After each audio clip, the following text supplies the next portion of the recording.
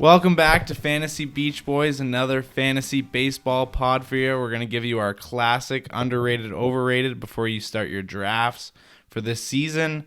I've had a few spring training games over the past couple days, but me and Rocha put together some third basemen that we think you guys will like today. And just another pod. We know we've taken a little vacation from the boys here on YouTube, but we're back and we're actually changing things up a little bit. So no chirping on the editing or the hosting because it's all me now. Roach gave me the keys and I'm the guy.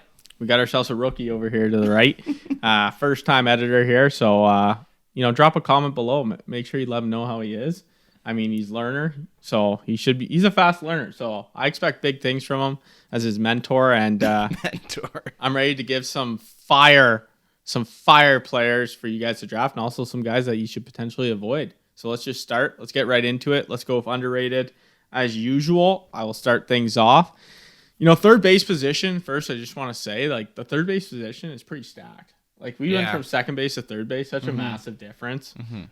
There's obviously a lot of guys in, obviously third baseman, you're usually a bigger guy, less mobile, and can hit for power. So we had some really good players, and I think it was easier to find an underrated player than an overrated player.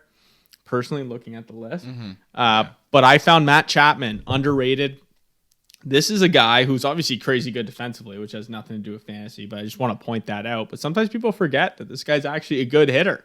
And I was shocked to see how hard Matt Chapman hits the ball. He's currently ranked as a third baseman. This guy had an 18 barrel percentage last year. Okay, that is, let me just check right here, top 2% in the league. Is that good? Is that good? Top 2% of the league? Best in the league, pretty much. I mean, top 2%, he's up there. But not even that. I mean, he had a 12 barrel percentage in a full year in 2019. His exit velo, on average, in 4 years, is 92.5. Okay, so obviously this guy can hit the ball hard. The problem is his strikeout percentage at 35%. Yeah. That's the issue. But that's kind of an outlier. I mean, he's usually in the mid-20s, so it had a 10% jump.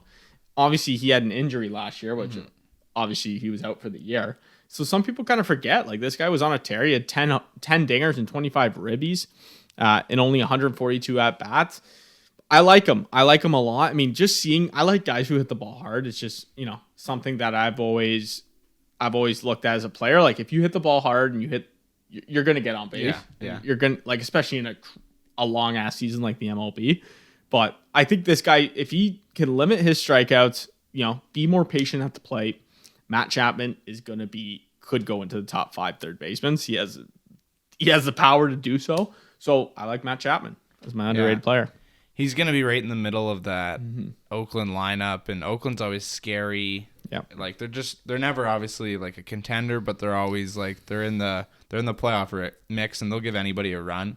And Chapman's he's one of their guys. And no, I really like that pick by Roach. That's actually pretty good by you, not going to lie. Thank you. Anyways, I'm going to change it up, and we're going to go all the way to Pittsburgh now. Ke'Bryan Hayes, first rounder in 2015. That's kind of why I like him. He's the second overall prospect in the Pirates system.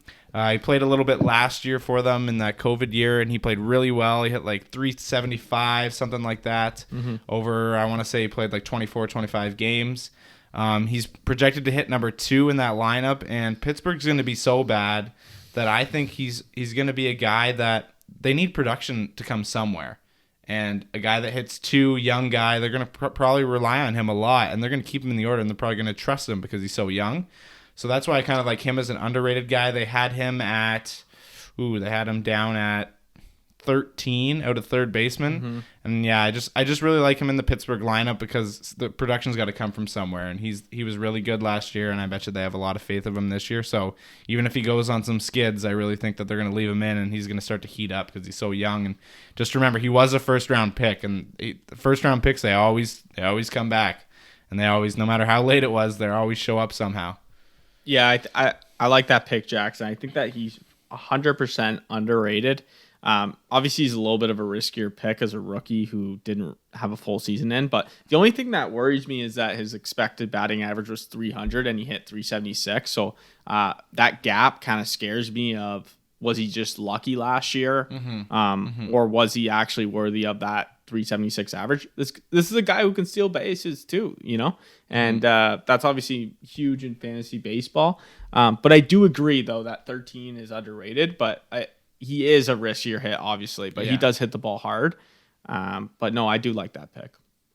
Thank you. Do you want to take over overrated, or do you want me to go back to back here? I'll go overrated. Overrated. So I got Nolan Arenado, right? Recently traded to the Cardinals. I love this pick as overrated. I mean, he's ranked third. I usually avoid him every year.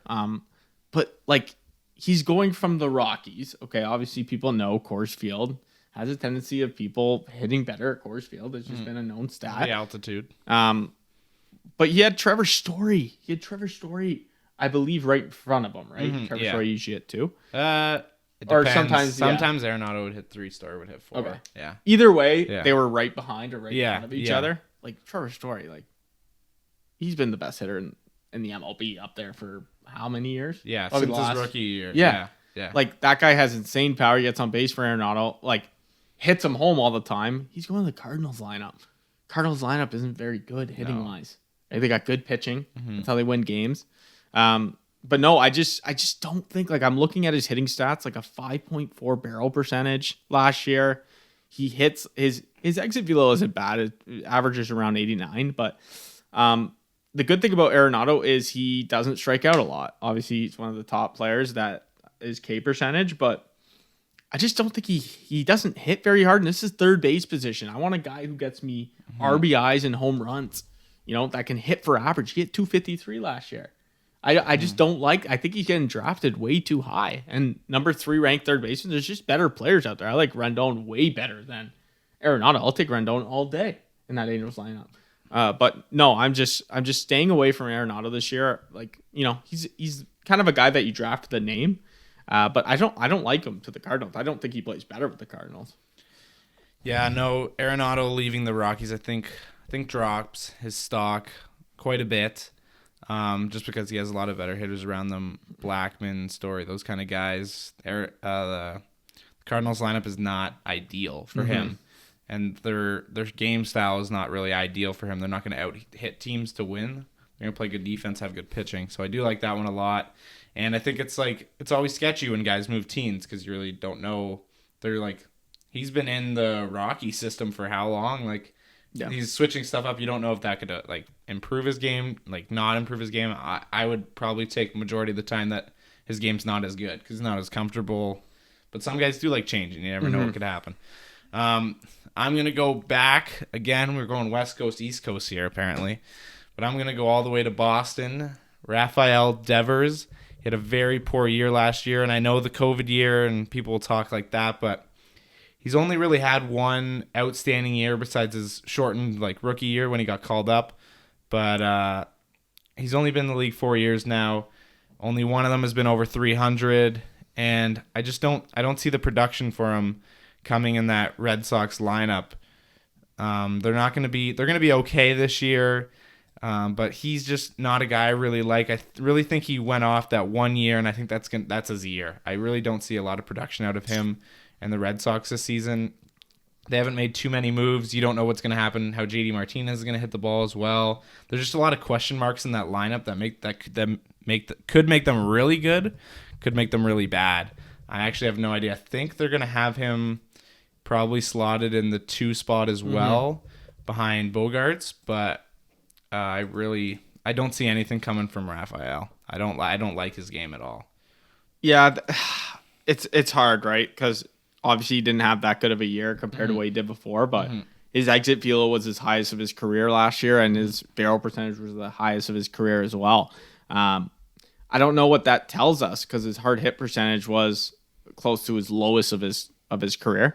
I don't know. I just don't really know what to expect from Boston. Like JD Martinez was really bad. Did that affect Devers? Did that make him worse? Yeah, right? It could.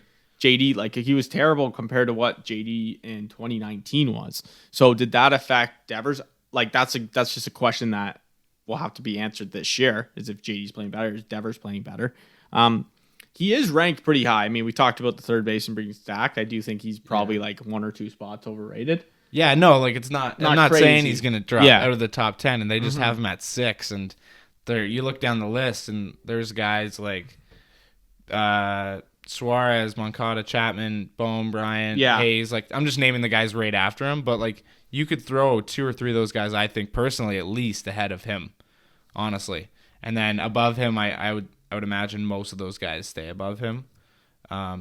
But yeah, no, it's not like he's at 6 and he's going to drop down to 20. I think he's more of like he'd probably end up 8, 9, 10 somewhere in there. Yeah, I like that. I love that pick. Yeah. So those are our picks. We got underrated Chapman, and who'd you pick? Underrated Hayes, and then overrated I have Arenado, and then I had Devers. So, like I said, drop a comment below. Let Jackson know how good his editing was. Yeah. It's going to be fire. So make sure you show us some love. Make sure you subscribe, right? Subscribers are going up. We're having a loyal fan base. I'll tell you one thing. We treat our fans like gold. Like gold. Like gold. Like gold. Anyways, see you next week.